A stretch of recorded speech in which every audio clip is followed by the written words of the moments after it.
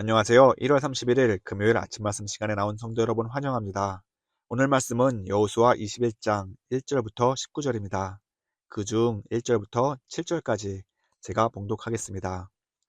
그때 레위 사람의 족장들이 제사장 엘르아살과 눈의 아들 여호수아와 이스라엘 자손의 지파 족장들에게 나와 가나안 땅 실로에서 그들에게 말하여 이르되 여호와께서 모세에게 명령하사 우리가 거주할 성읍들과 우리 가축을 위해 그 목초지들을 우리에게 주라 하셨나이다 하매 이스라엘 자손이 여호와의 명령을 따라 자기의 기업에서 이 성읍들과 그 목초지들을 레위 사람에게 주니라.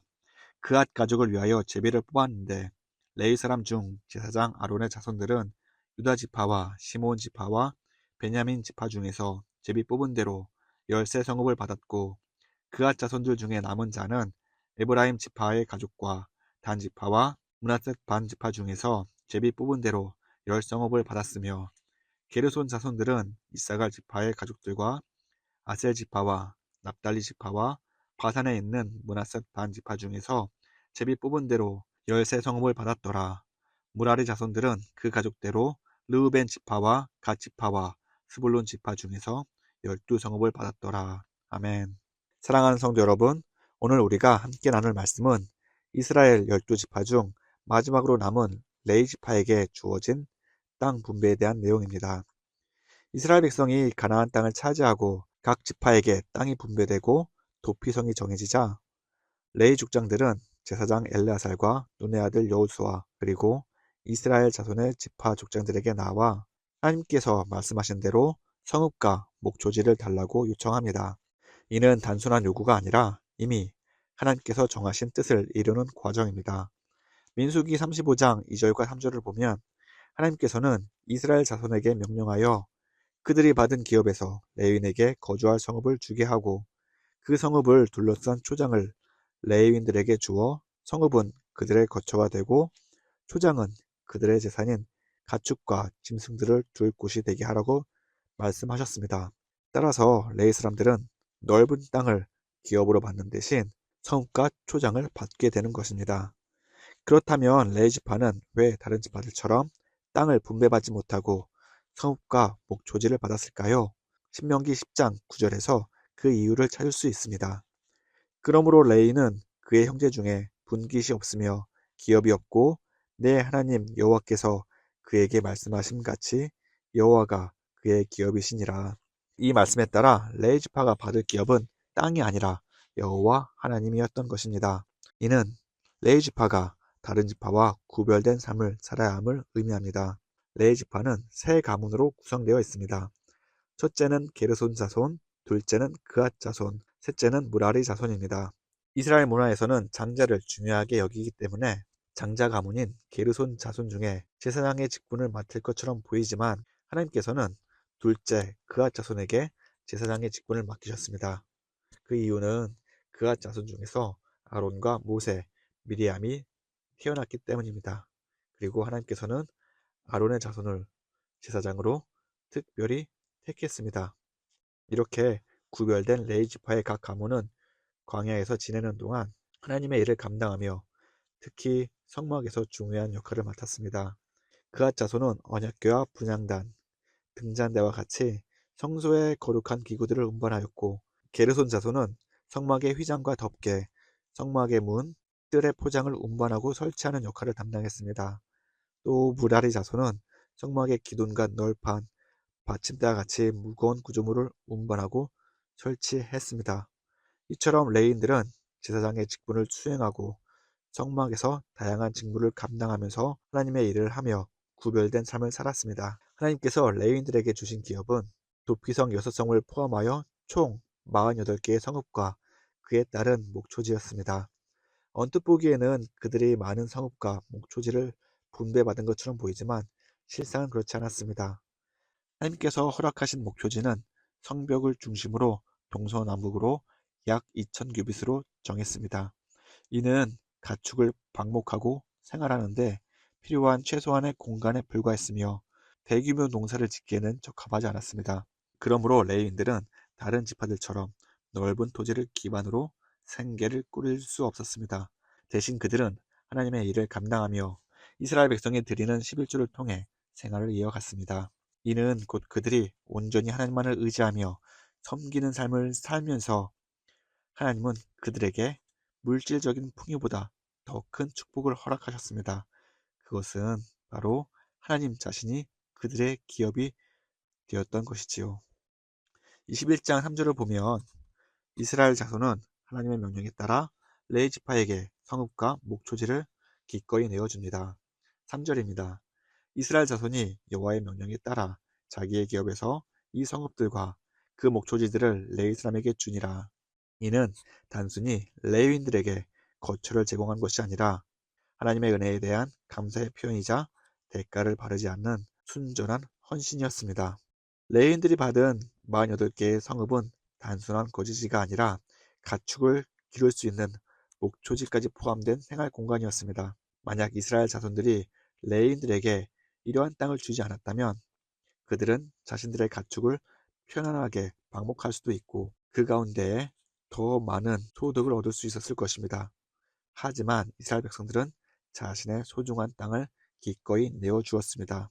이는 단순한 분배가 아니라 지금까지 인도하시고 지켜주신 하나님의 은혜에 대한 감사의 표현이자 대가를 바라지 않는 온전한 헌신임을 엿볼 수 있습니다. 하나님은 우리에게 많은 것을 베푸셨고 앞으로도 우리에게 더 좋고 더 많은 것을 허락하실 것입니다. 그러면 우리가 지금까지 하나님께 받은 가장 소중한 것이 무엇일까요? 바로 예수님의 구원과 사랑, 그리고 복음입니다. 우리는 이러한 것들을 우리의 공로나 노력으로 얻은 것이 아닙니다. 예수님께서 우리를 너무너무 사랑하셨기 때문에 아무런 대가 없이 우리를 구속하셨고 우리를 하나님의 백성으로 삼으셨으며 하나님의 나라를 우리의 유업으로 주셨습니다. 예수님은 마태복음 10장 8절에서 우리에게 이렇게 말씀하십니다. 병든 자를 고치며 죽은 자를 살리며 나병 환자를 깨끗하게 하며 귀신을 쫓아내되 너희가 거저받았으니 거저주라. 우리는 예수님께 거저받은 은혜와 사랑, 복음을 세상에 아무런 대가 없이 베풀어야 합니다.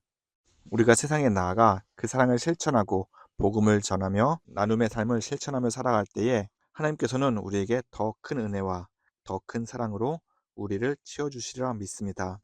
레위인들은 가나안 땅 곳곳에 흩어진 48개의 성읍에서 각자의 역할을 감당하며 살아갈 것입니다.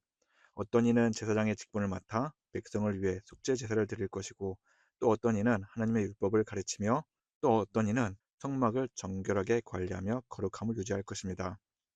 그리고 이들은 단순한 종교적인 직무를 넘어 이스라엘 백성을 하나님이 원하시는 거룩한 백성으로 이끄는 영적인 지도자의 역할을 감당할 것입니다. 그러기에 레위인들은 하나님의 일을 맡은 자로서 그들은 더욱 구별되고 정결한 마음으로 살아갈 것입니다. 세속적인 가치보다 하나님 보시기에 정결한 삶을 살 것이며 이스라엘 백성을 바른 길로 인도할 것입니다. 마찬가지로 우리 또한 이 땅에서 제사장의 역할을 맡은 자들입니다. 베드로전서 2장 9절에 이런 말씀이 있습니다. 그러나 너희는 택하신 족속이요 왕같은 제사장들이요 거룩한 나라요 그의 소유된 백성이니 이는 너희를 어두운 데서 불러내어 그의 기이한 빛에 들어가게 하신 이의 아름다운 덕을 선포하게 하려 하심이라. 하나님께서는 우리를 택하시고 왕같은 제사장으로 삼으셨습니다. 우리는 대제사장이신 예수님의 말씀에 순종하며 그 말씀에 따라 세상에서 제사장의 역할을 감당해야 할 것입니다.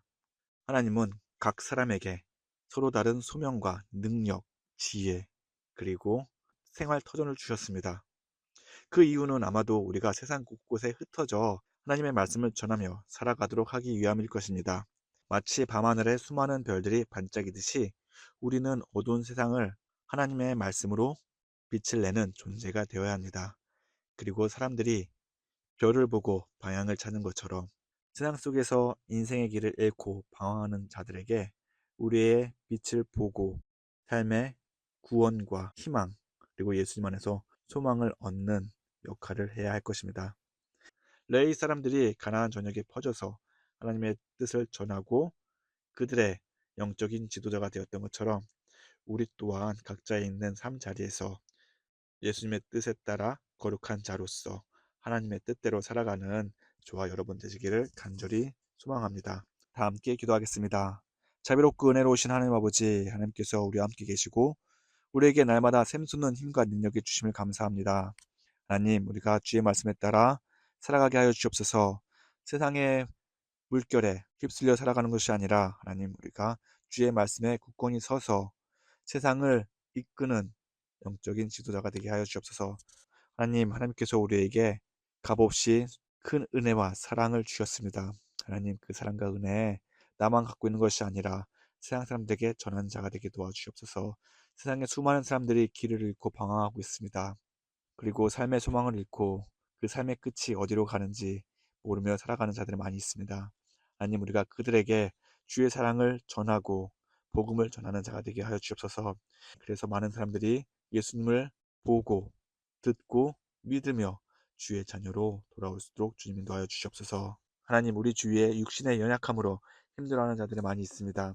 주님께서 한 사람 한 사람 찾아가 주시옵소서. 그들의 육신을 주님께서 어루만져 주옵시고 주님께서 주시는 놀라운 은혜로 건강함을 되찾아 예전처럼 더욱더 예수님을 찬양하고 예수님의 뜻대로 믿음 생활을 할 수 있도록 주님 인도하여 주시옵소서. 하나님, 다음 세대를 이끌 우리 자녀들을 위해서 기도합니다. 그들에게 큰 은혜와 사랑을 베풀어 주시옵소서. 주님, 주의 말씀이 그들의 삶의 중심이 되고 그 말씀 가운데 승리하며 살아가는 귀한 자녀가 되게 하여 주옵소서. 하나님, 오늘도 우리의 삶 주님께 맡깁니다. 우리가 살아가면서 우리의 언행이 하나님 보시기에 아름답게 하여 주시옵소서. 이 모든 말씀 살아계신 예수님의 이름으로 기도합니다. 아멘. 변덕스러운 날씨 가운데 감기 조심하시고 오늘도 주님 안에서 행복한 하루 되시기를 간절히 기원합니다. 감사합니다.